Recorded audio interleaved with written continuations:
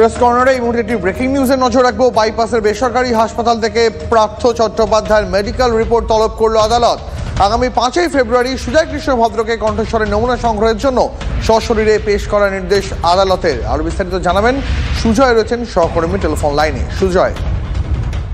দীপ, দেখো, প্রাথমিক নিয়োগ দুর্নীতি মামলায় আজকে শুনানি ছিল এবং সেক্ষেত্রে পার্থ চট্টোপাধ্যায় যেহেতু হাসপাতালে চিকিৎসাধীন সেটা তার আইনজীবীর তরফ থেকে জানানো হয়। তারপরেই বিচারক শুভেন্দু সাহা বাইপাসের বেসরকারি হাসপাতাল সেখান থেকে পার্থ চট্টোপাধ্যায় কি অবস্থায় আছেন তার বিস্তারিত মেডিকেল রিপোর্ট তলব করেছেন।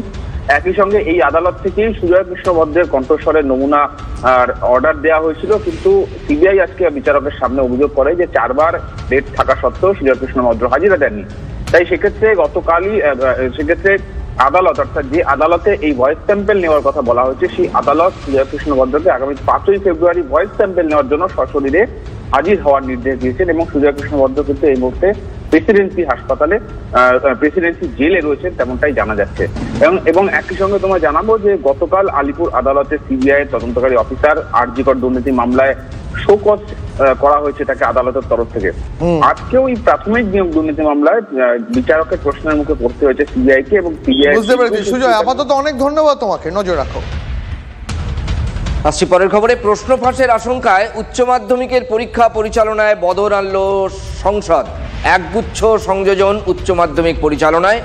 কি সেই সংযোজন, কথা বলবো আমাদের প্রতিনিধি সুমন মহাপাত্রের সঙ্গে। সুমন। দেখো রাজাদা, এই যে উচ্চ মাধ্যমিক এবং মাধ্যমিকের প্রশ্ন ফাঁসের আশঙ্কা প্রত্যেক বছরই থেকে যায় এবং আমরা দেখি যে পরীক্ষার প্রথম দিন এই খবর করতে হয় যে প্রশ্ন ফাঁস হয়ে গিয়েছে।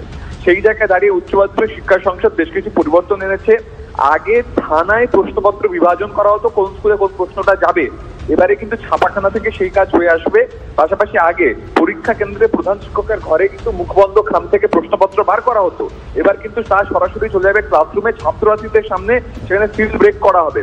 অর্থাৎ উচ্চ মাধ্যমিক শিক্ষা সংসদ চাইছে পরীক্ষা পদ্ধতিতে যেন কোথাও কোনো গাফিলতি না থাকে, তার জন্য প্রত্যেক পরীক্ষা কেন্দ্রে একটি করে মেটাল ডিটেক্টরও বসানো হবে, ফলস্বরূপ যাতে কেউ মোবাইল নিয়ে প্রবেশ করতে না পারেন, যাতে পরীক্ষার পদ্ধতি নিয়ে প্রশ্ন না ওঠে, প্রশ্ন ফাঁস না হয়। এই পদ্ধতিগত পরিবর্তনগুলো তারা এনেছে। অনেক ধন্যবাদ সুমন। প্রেস কর্নারে আপাতত একটা ব্রেকের পর ফিরছি আরো অনেক খবর নিয়ে, সঙ্গে থাকবেন।